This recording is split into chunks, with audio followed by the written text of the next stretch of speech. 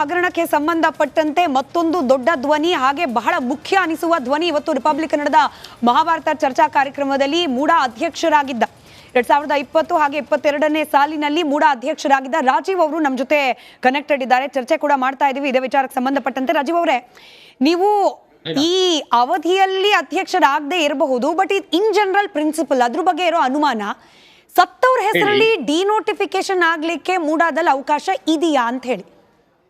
Madam, ಒಂದೇನಂತಂದ್ರೆ ಅದು preliminary notification ಆದಾಗ ನಿಂಗಾ ಉರ್ಫ್ ಜವರ ಅವರು ಬದುಕಿರ್ತಾರೆ. RTC ಇಲ್ಲಿ ಎಂಟ್ರಿ ನಿಂಗಾ ಉರ್ಫ್ ಜವರ ಇದ್ದ ಕಾರಣಕ್ಕಾಗಿ ಪ್ರಿಲಿಮಿನರಿ ನೋಟಿಫಿಕೇಶನ್ 4-1 ನಲ್ಲಿ ನಿಂಗಾ ಉರ್ಫ್ ಜವರದಲ್ಲಿ ಮುಂದುವರಿಯುತ್ತೆ. 92-93ರಲ್ಲಿ ಅವ್ರು ತೀರ್ಕೊಂಡ್ಮೇಲೆ ದೇವರಾಜ್ ಹೆಸರು ಖಾತೆ ಆಗುತ್ತೆ. ಅದನ್ನ ಇಂಡಕ್ಷನ್ ಮಾಡ್ಕೋಬೇಕಾಗಿದ್ದು ಮೂಡಾ ಮಾಡ್ಕೋಬೇಕಿತ್ತು. ಲ್ಯಾಂಡ್ ಅಕ್ವಿಷನ್ ಸೆಕ್ಷನ್ ಆ ಡೇಟ್ ಗಳಿಗೆ 6-1 ಮಾಡ್ಕೊಂಬದ್ಲು, ಅವಾರ್ಡ್ ಮಾಡ್ಕೊಂಬದ್ಲು, ತಾಲೂಕ್ ಆಫೀಸ್ ಡಾಕ್ಯುಮೆಂಟ್ ಗಳಲ್ಲಿ ಏನ್ ಚೇಂಜ್ ಆಗಿದೆ ಅಂತ ಮಾಡ್ಕೊಂಡಿದ್ದಿದ್ರೆ ಅದು ದೇವರಾಜ್ ಹೆಸರಿಗೆ ಬಂದಿರೋದು. ದೇವರಾಜ್ 96ರಲ್ಲಿ ಅಪ್ಲಿಕೇಶನ್ ಕೊಟ್ಟಿರ್ತಾರೆ. ಅವ್ರು ಡಿನೋಟಿಫಿಕೇಶನ್ಗೆ ಜಮೀನ್ ಮಾಹಿತಿ ಕೊಟ್ಬಿಟ್ಟು ಖಾತೆ ಹೆಂಗ್ ಚೇಂಜ್ ಆಯ್ತು, ರೆವಿನ್ಯೂ ಡಾಕ್ಯುಮೆಂಟ್ ಹೆಂಗ್ ಚೇಂಜ್ ಆಯ್ತು ಕೊಟ್ಟಿರೋದು ಕಾರಣದ ಮೇರೆಗೆ ಅದು ಪ್ರಿಲಿಮಿನರಿ ನೋಟಿಫಿಕೇಶನ್ ನಿಂಗಾ ಉರ್ಫ್ ಜವರ ಅಂತ ಡಿನೋಟಿಫಿಕೇಶನ್ಗೆ ಅಪ್ಲಿಕೇಶನ್ ಹಾಕಿದಾಗ ಭೂಮಿ ಯಾರ ಹೆಸರಲ್ಲಿತ್ತು ಸರ್? 96-97 ಅಲ್ವಾ? ಸೊ ಅವರ ಹೆಸರಲ್ಲಿರುವ ಭೂಮಿಯನ್ನ ನಿಂಗಾ ಉರ್ಫ್ ಜವರ ಹೆಸರಲ್ಲಿ ಹೆಂಗ್ ಡಿನೋಟಿಫೈ ಮಾಡ್ತು ಮೂಡಾ? ಯಾವಾಗ 4-1-6-1 ನಿಂಗಾ ಉರ್ಫ್ ಜವರ ಹೆಸರಲ್ಲಿ ಆದ್ಮೇಲೆ ಡಿನೋಟಿಫಿಕೇಶನ್ ನಿಂಗಾ ಉರ್ಫ್ ಜವರ ಹೆಸರಲ್ಲಿ ಆಗಿರೋದು. ಯಾಕೆ primary document revenue document adoption ಮಾಡ್ಕೊಂಡಿಲ್ದಿದ್ದು land acquisition section of MUDA, not others. ಆಮೇಲೆ ನಿಮ್ ಗಮನಕ್ಕೆ ನಾನು ಅವತ್ತೇ ಪ್ರೆಸ್ ಮಾಡಿ 45 ನಿಮಿಷ ಪಿನ್ ಟು ಪಿನ್ ಎಲ್ಲ ಆನ್ಸರ್ ಕೊಟ್ಟಿದ್ದೀನಿ, ಕ್ಲಾರಿಟಿ ಮಾಡಿದೀನಿ. ನಿಮ್ ಚಾನಲ್ ಇವತ್ತು ಲಿಂಕ್ ಕೊಟ್ಟಿದ್ದೀನಿ, ಇವತ್ತು ನಿಮ್ ಜೊತೆ ಮಾತಾಡ್ತಾ ಇದ್ದೀನಿ. ಆಯ್ತು ಸರ್, ಆಯ್ತು. ನಾನು ಕೇಳಿದ್ದು ಇಂಡಿವಿಜುವಲ್ ರಿಯಾಕ್ಷನ್ ಯಾವ್ದು ಚಾನಲ್ ಸಿಕ್ಕಿರ್ಲಿಲ್ಲ ಅಂತ. ನಿಮ್ ಪ್ರೆಸ್ ಮೀಟ್ ನಾವು ಕವರ್ ಮಾಡಿದ್ವಿ, ಅದ್ ಬೇರೆ ಪ್ರಶ್ನೆ. ಬಟ್ ಇನ್ನೊಂದು ಪ್ರಶ್ನೆ ರಾಜೀವ್ ಸರ್, ಈಗ ನಮಗೆ ಸಿಕ್ಕಿರುವ ಮಾಹಿತಿಯ ಪ್ರಕಾರ ಯಾವಾಗ ನೋಟಿಫೈ ಆಯ್ತು ಭೂಮಿ ಆಗ್ಲೇನೆ 3,24,700 ರೂಪಾಯಿ, ತಪ್ಪಿದ್ರೆ ಕರೆಕ್ಟ್ ಮಾಡಿ ಸರ್, ನನ್ನ ಈ ಮೆಮರಿ ಪವರ್ ಬಗ್ಗೆ ಸ್ವಲ್ಪ ನಂಬಿಕೆ ಇದೆ ನನಗೆ. ನಾನು ಗಮನಿಸಿರೋ ರೀತಿಯಲ್ಲಿ 3,24,700 ರೂಪಾಯಿ ಕಾಂಪನ್ಸೇಷನ್ ಅಂತ ಹೇಳಿ ಪರಿಹಾರ ಅಂತ ಹೇಳಿ ಕೊಟ್ಟಾಗಿದೆ. ಅದನ್ನ ಅವ್ರು ಕಲೆಕ್ಟ್ ಮಾಡ್ಕೊಂಡಿಲ್ಲ, but still it is in the account, bank ನ ಖಾತೆಯಲ್ಲಿದೆ. ಹಿಂಗಿರ್ಬೇಕಾದ್ರೂ ಕೂಡ 2014ನೇ ಇಸ್ವಿಯಲ್ಲಿ ಕಾಂಪನ್ಸೇಷನ್ ಕೊಡಿ ಅಂತ ಕೇಳ್ಬೋದಾ? ಇಲ್ಲ, ಅದಕ್ಕೊಂದು ನಿಮ್ ಕ್ಲಾರಿಫಿಕೇಶನ್ ಇದೆ. 97ನೇ ಇಸ್ವಿಲಿ ಅವಾರ್ಡ್ ಮಾಡಿ ಕ್ಯಾಲ್ಕುಲೇಷನ್ ಮಾಡಿ ಟೋಟಲ್ ದೇವನೂರ್ 3ನೇ ಹಂತಕ್ಕೆ ಎಷ್ಟು ಎಕರೆಗಳನ್ನ ಇದು ನೋಟಿಫಿಕೇಶನ್ ಮಾಡಿರ್ತಾರೋ ಅಷ್ಟನ್ನು ಒಟ್ಟಿಗೆ 1 ಕೋಟಿ ಚಿಲ್ಡ್ರನ್ನ ಕೋರ್ಟ್ ತುಂಬುತ್ತಾರೆ ಮೂಡಾದವರು. ಅದ್ರಲ್ಲಿ ಇದು ಡಿನೋಟಿಫೈ ಆದ್ರಿಂದ ಕೋರ್ಟ್ ಏನ್ ಹೇಳುತ್ತೆ ಅಂದ್ರೆ ಇಂಡಿವಿಜುವಲ್ ಕೇಸ್ ಬೇಸ್ ಮೇಲೆ ನೀವು ತುಂಬಕ್ಕೆ ಹೊರತು ಕೋರ್ಟ್ಲಿ ಕೇಸ್ ಇರೋದು ಮಾಡೋದು ಎಲ್ಲಕ್ಕೂ ತುಂಬಿಟ್ರೆ ಆಗಲ್ಲ ಅಂತ ಹೇಳಿ ವಾಪಸ್ ಬಂದಿರುತ್ತೆ. ಹಾಗಾಗಿ ಈ ಸರ್ವೆ ನಂಬರ್ 464ಕ್ಕೆ ಕೋರ್ಟ್ಗೆ ಅವ್ರು ಡೆಪಾಸಿಟ್ ಮಾಡಕ್ಕಾಗಲ್ಲ. ಯಾಕೆ ಕ್ಯಾಲ್ಕುಲೇಷನ್ ಆಗಿರೋದು ಬಿಟ್ರೆ ಒಟ್ಟು ನಮ್ಮ ಹತ್ರ ಅವಾರ್ಡ್ ನೋಟಿಸ್ ಕಾಪಿ ಇತ್ತಲ್ಲ ಸರ್, ನಿಂಗಾ ಉರ್ಫ್ ಜವರ ಅವರ ಹೆಸರಲ್ಲಿ ಇರುವ ಅವಾರ್ಡ್ ನೋಟಿಸ್ ಕಾಪಿ ಇತ್ತು. ಇಲ್ಲ ಕೇಳಿ, ನಿಮ್ಗೆ ಲ್ಯಾಂಡ್ ಅಕ್ವಿಷನ್ ಏನ್ ಹೇಳುತ್ತೆ ಅಂತಂದ್ರೆ ಪ್ರತಿಯೊಂದು ಇಂಡಿವಿಜುವಲ್ ಕೇಸ್ ಗಳು ಏನೇನು ಈ ನಿಂಗಾ ಉರ್ಫ್ ಜವರ ಅಕೌಂಟ್ಗೆ ಡೆಪಾಸಿಟ್ ಆಗ್ಬೇಕು, ಅವ್ರ ಹೆಸರಲ್ಲಿ ಇದು ಹಾಕೊಂಡು, ಇನ್ನೊಬ್ರು ಪಕ್ಕದವ್ರು 462 ಇದೆ ಅಂತಂದ್ರೆ ಪುಟ್ಟಮ್ಮ ಅಂತಿದ್ರೆ ಪುಟ್ಟಮ್ಮ ಹೆಸರಲ್ಲಿ ಕೋರ್ಟ್ ಡೆಪಾಸಿಟ್ ಆಗ್ಬೇಕೆ ಹೊರತು ಮೂಡಾದಿಂದ ಎಲ್ಲಾ ಹೆಸರುಗಳನ್ನ ಒಟ್ಟಿಗೆ ಹಾಕ್ಬಿಟ್ಟು ಹಾಕಿರ್ತಾರೆ. ಅದಕ್ಕೆ ಕೋರ್ಟ್ ಅಬ್ಸರ್ವೇಷನ್ ಏನ್ ಮಾಡುತ್ತೆ ಅಂದ್ರೆ ಕೆಲವೊಂದಷ್ಟು ಕೇಸ್ ಇದೆ, ಕೆಲವೊಂದಷ್ಟು ಡಿನೋಟಿಫೈ ಆಗಿದೆ, ಅದನ್ನೆಲ್ಲ ಕ್ಲಾರಿಟಿ ಮಾಡಿ ಮತ್ತೆ ಹಾಕೊಂಡು ವಾಪಸ್ ಕೋರ್ಟ್ ಕೊಡುತ್ತೆ. ಹಾಗೆ ಕೋರ್ಟ್ ಡೆಪಾಸಿಟ್ ಇಲ್ಲ ಇದು. ಇದನ್ನ ಮತ್ತೆ ಪ್ರತಿ ಸತಿ ನಾನು ಬೇರೆ ಬೇರೆ ಮೀಡಿಯಾ ನೋಡ್ತಾ ಇದ್ದೀನಿ, ಇಲ್ಲ ಇದು ಕೋರ್ಟ್ ಡೆಪಾಸಿಟ್ ಆಗಿತ್ತು ಅಂತ ಹೇಳೋದಕ್ಕೂ ಇದಕ್ಕೂ ಯಾವ ಸತ್ಯಾಂಶದ ಕನೆಕ್ಷನ್ ಇಲ್ಲ. ನೋಡಿ, ಯಾವ ಒಂದು ಈ ಸೈಟ್ಗಳನ್ನ ನೀವು 2021ರಲ್ಲಿ ತಾವೇನ್ ಸ್ಯಾಂಕ್ಷನ್ ಮಾಡ್ತೀರಾ, ಅದೇ ಸಂದರ್ಭದಲ್ಲಿ ಇನ್ನು 909 ಸೈಟು ಇದೇ ರೀತಿಲೇ ಹಂಚಿಕೆ ಆಗಿದೆ. ಹಾಗಾದ್ರೆ ಇವೆಲ್ಲ ಕೂಡ ಇದೇ ರೀತಿಲೇ ಆಗಿದೆಯಾ? ನಿಮ್ಗೆ ಗಮನಕ್ಕಿರ್ಲಿ, ಪ್ರಾಧಿಕಾರ ಸಭೆ ಸಬ್ಜೆಕ್ಟ್ ನ ತಂದು ಸಬ್ಜೆಕ್ಟ್ ಚರ್ಚೆ ಮಾಡಿ ಏನೇನು ಅಂಶಗಳು ಅಂದ್ರೆ ನಾನು ಮೊದ್ಲು ಹೇಳಿದ್ನಲ್ಲ ಅದಷ್ಟು ಅಂಶಗಳ ಮೇಲೆ 50-50 ಇಂಥ ಪ್ರಕಾರ ಭೂ ಸ್ವಾಧೀನ ಮಾಡಿಕೊಳ್ಳದೆ ಅದ್ರ ಡೆವಲಪ್ಮೆಂಟ್ ಮಾಡಿರ್ತಕ್ಕಂತ ಜಮೀನುಗಳಲ್ಲಿ ಇಲ್ಲ ಲ್ಯಾಂಡ್ ಕಾಂಪನ್ಸೇಷನ್ ಕೋರ್ಟ್ ಕಟ್ಟಿಲ್ದೇದಂತದ್ದು ಇಲ್ಲ ವ್ಯಕ್ತಿ ಕೊಟ್ಟಿಲ್ಲದಂತ ಪ್ರಕರಣಗಳಲ್ಲಿ 16 ಆಗಿಲ್ಲದ ಪ್ರಕರಣಗಳಲ್ಲಿ ಕೊಡೋದು ಅಂತ ಅಷ್ಟೇ ಜನರಲ್ ಡಿಸೈಡ್ ಆಗುತ್ತೆ. ಕೇಸ್ ಟು ಕೇಸ್ ಮಾಡುವಾಗ ಅಧಿಕಾರಿಗಳು ಸಣ್ಣ ಪುಟ್ಟ ವ್ಯತ್ಯಾಸ ಮಾಡಿದ್ರೆ ಅದು ನನ್ನ ಎಕ್ಸಿಕ್ಯೂಷನ್ ಅಧಿಕಾರಿಗಳು ಬರುತ್ತೆ ಹೊರತು ಅದು ಪ್ರಾಧಿಕಾರ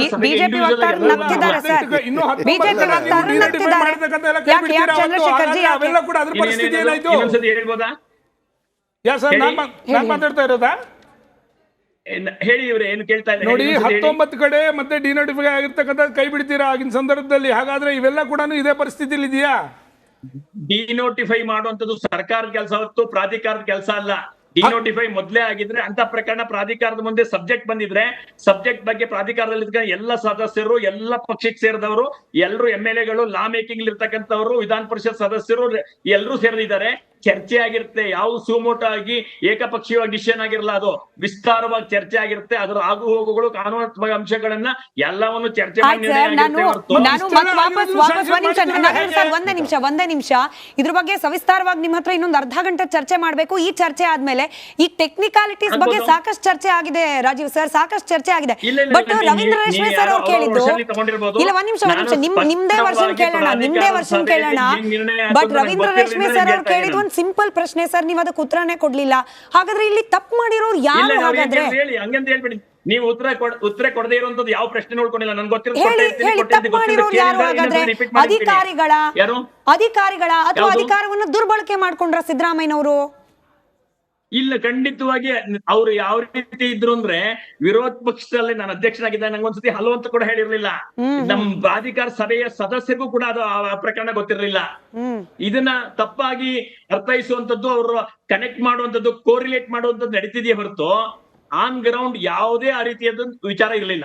ಹಾಗಾದ್ರೆ 2025 ತಾವಿರೋದಾದ್ರೆ ಮತ್ತೆ ಬಿಜೆಪಿ 1329 ಸೈಟ್ಗಳು ತಾವು ಹಂಚಿಕೆ ಮಾಡ್ತಿರಲ್ಲ, ಮತ್ತೆ ಬಿಜೆಪಿ ಅವರಿದ್ದ ಕಾಲದಲ್ಲಿ ಅಂತಕ್ಕಂಥ ಮಾತನ್ನ ಹೇಗೆ ಬಂತದ್ದು? ಅಧ್ಯಕ್ಷರು ಸರ್ಕಾರ ನೇಮಕ ಮಾಡಿದ ಬಿಜೆಪಿ ಅಂತ ಕಾರಣಕ್ಕೆ ಹೇಳ್ತಿರ್ಬೇಕು ಅವರು. ಅಲ್ಲಲ್ಲ, ಒಂದೇ ನಿಮಿಷ ಇವತ್ತು ಆಗ್ತಿರುವ ಪೊಲಿಟಿಕಲ್ ಡೆವಲಪ್ಮೆಂಟ್ಸ್ ಬಗ್ಗೆ ಕೂಡ ಸ್ವಲ್ಪ ಗಮನ ಕೊಡೋಣ. ನಾನು ಮತ್ತೆ ಹೇಳ್ತಿದ್ದೀನಿ ರಾಜೀವ್ ಸರ್, ಈ ಮೂಡ ಸೈಟ್ ಹಂಚಿಕೆ ಬಗ್ಗೆನೇ ಇನ್ನೂ 100 ಪ್ರಶ್ನೆಗಳಿದೆ. ನಿಮ್ಮಿಂದ ಮತ್ತೆ ಉತ್ತರ ಬೇಕು. ಅದಕ್ಕೆ ಸಪರೇಟ್ ಆಗಿ ಅರ್ಧ ಗಂಟೆ ನಿಮ್ಮನ್ನ ಮಾತನಾಡಿಸೋ ಪ್ರಯತ್ನ ಮಾಡ್ತೀನಿ. ವಾಪಸ್ ಬರೋಣ. ಈಗ ರವೀಂದ್ರ ರೇಷ್ಮೆ ಸರ್, ನಿಮ್ ಕ್ಯಾಮ್ರಾಮನ್ ಕಳಿಸಿ, ಬೇಕಾದ್ರೆ ಲೈವ್ ತಗೊಳ್ಳಿ. ಇಷ್ಟು ಉದಾರ ಮನಸ್ಸಿದೆಯಲ್ಲ sir, thank you so much. ನೀವೇ ಕನೆಕ್ಟೆಡ್ ಇರಿ. ಈ ಡಿಬೇಟ್ ನಲ್ಲೂ ನಿಮಗೆ ಪ್ರಶ್ನೆ ಇದೆ. ಡಿಬೇಟ್ ನಲ್ಲೂ ನನ್ನ ಪ್ರಶ್ನೆ, ರವೀಂದ್ರ ರೇಷ್ಮೆ ಸರ್, 135 ನಾನು ಕಾರ್ಯಕ್ರಮದ ಬಿಗಿನಿಂಗ್ ಅಲ್ಲೇ ಹೇಳಿದೆ, 135 ಶಾಸಕರ ಬಲದೊಂದಿಗೆ ಸರ್ಕಾರ ರಚನೆ ಆದಾಗ ಜನರು ಅಪೇಕ್ಷೆ ಪಟ್ಟಿದ್ದು ಒಂದು ಸ್ಟೇಬಲ್ ಗವರ್ನೆನ್ಸ್. ಬಟ್ ಇವತ್ತು ಸಿಗ್ತಾ ಇದೆಯಾ ಜನರಿಗೆ ಅಂತ ಹೇಳಿ ದೆಹಲಿಗೆ ಹೋಗಿದ್ದಾರೆ. ಯಾಕೆ ನೋಡಿ, ಅವ್ರು ಹೇಳೋದೇನು, ನಾವೇನಾದ್ರೂ ಭ್ರಷ್ಟಾಚಾರ ಮುಕ್ತ ದಕ್ಷ ಆಡಳಿತ ಕೊಡ್ತೀವಿ ಅನ್ನೋ ಗ್ಯಾರಂಟಿ ಕೊಟ್ಟಿದ್ವಾ? ಇಲ್ಲ. ನಾವು ಫ್ರೀ ಎಲೆಕ್ಟ್ರಿಸಿಟಿ ಕೊಡ್ತೀವಿ, ಫ್ರೀ ಟ್ರಾನ್ಸ್ಪೋರ್ಟ್ ಕೊಡ್ತೀವಿ, ಫ್ರೀ ಅಕ್ಕಿ ಕೊಡ್ತೀವಿ ಅಂತ ಗ್ಯಾರಂಟಿ ಕೊಟ್ಟಿದ್ದೇವೆ ಹೊರತು ಭ್ರಷ್ಟಾಚಾರ ಮುಕ್ತ ಆಡಳಿತ ಕೊಡ್ತೀವಿ ಅನ್ನೋ ಗ್ಯಾರಂಟಿ ಕೊಟ್ಟಿರಲಿಲ್ಲ. ಈಗೇನು ಕೇಳ್ತಾರೆ ನಮಗಂತಾರೆ? ಅದಲ್ಲ ಮುಖ್ಯ. ರಾಜ್ಯಪಾಲರು ಕೈಗೊಂಡಿರೋ ಕ್ರಮ ಇದೆಯಲ್ಲ, ಅದು ಭಾರತೀಯ ಜನತಾ ಪಕ್ಷ ಅಥವಾ JDSನ ಮನವಿ ಪತ್ರದ ಮೇಲೆ ಕೊಟ್ಟಿದ್ದಲ್ಲ. ಅದು RTI ಕಾರ್ಯಕರ್ತರ ಮನವಿ ಪತ್ರಕ್ಕೆ ಅವ್ರು ಪುರಸ್ಕರಿಸಿದ್ದಾರೆ. ಅಂದರೆ ಕಾಂಗ್ರೆಸ್ನವ್ರು ಇದುವರೆಗೂ ಇಡೀ ದೇಶದ ತುಂಬ ಡಂಗ್ರ ಸಾರ್ತಾ ಇದ್ರು.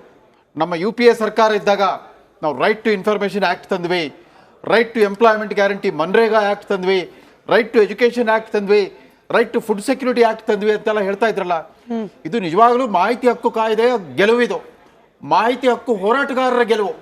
ಅದನ್ನ ರಾಜಕೀಯ ವಿರೋಧಿಗಳು ರಾಜಕೀಯವಾಗಿ ಬಳಸ್ಕೊಳ್ತಿದ್ದಾರೆ ಅಷ್ಟೇ ಹೊರತು ಇದು ಇವತ್ತು ಮಾಹಿತಿ ಹಕ್ಕು ಹೋರಾಟಗಾರರ ಬಗ್ಗೆ ಕಾಂಗ್ರೆಸ್ ಪಕ್ಷ ಹೆಮ್ಮೆ ವ್ಯಕ್ತಪಡಿಸಬೇಕಾಗಿತ್ತು.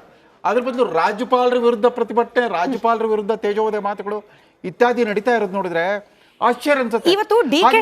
ನಾಳೆ ಏನಾಯ್ತು, ಕಾಂಗ್ರೆಸ್ ಮತ್ತೆ ಅಧಿಕಾರಕ್ಕೆ ಬಂದ್ಬಿಟ್ರೆ ಈ RTI ಆಕ್ಟ್ ರದ್ದು ಮಾಡ್ಬಿಡ್ತಾರೆ ಅಂತ ಕಾಣ್ತೀವಿ. ಯಾಕೋ ಮೈ ಮೇಲೆ ಬ್ರಹ್ಮಾಸ್ತ್ರ ಆಗ್ಬಿಡ್ತಲ್ಲ ಇದು ಅಂತ. DK ಶಿವಕುಮಾರ್ ಅವ್ರದ್ದು ಒಂದು ಇಂಟ್ರೆಸ್ಟಿಂಗ್ ಬೈಟ್ ಇತ್ತು ಇವತ್ತು. DK ಶಿವಕುಮಾರ್ ಒಂದು ಚೆನ್ನೈ ಎಕ್ಸ್ಪ್ರೆಸ್ ಅನ್ನೋ ಸಿನಿಮಾದಲ್ಲಿ ಶಾರುಖ್ ಖಾನ್ ಮತ್ತು ದೀಪಿಕಾ ಪಡ್ಕೊಂಡು ಒಂದು ಮಾತು ಹೇಳ್ತಿರ್ತಾರೆ, don't under estimate the power of the common man ಅಂತ. ಇವತ್ತು RTI ಆಕ್ಟ್ ಕೊಟ್ಟಿರೋ ಶಕ್ತಿನೇ ಅದು. ಒಬ್ಬ ಜನಸಾಮಾನ್ಯರು ಯಾರೋ 10 ರೂಪಾಯಿ ಕೊಟ್ಟು ಒಂದು ದಾಖಲೆ ತಗೊಂಡ್ಬಿಟ್ಟು ರಾಜ್ಯಪಾಲರವರೆಗೂ ತಗೊಂಡೋಗ್ತಾರಲ್ಲ, ಆ ತಾಕತ್ತು ಇವತ್ತು ರಾಜಕೀಯ ಪಕ್ಷಗಳಿಗೆ ಉಳಿದಿಲ್ಲ. ಬೇರೆ ಬೇರೆ ಸಂದರ್ಭದಲ್ಲಿ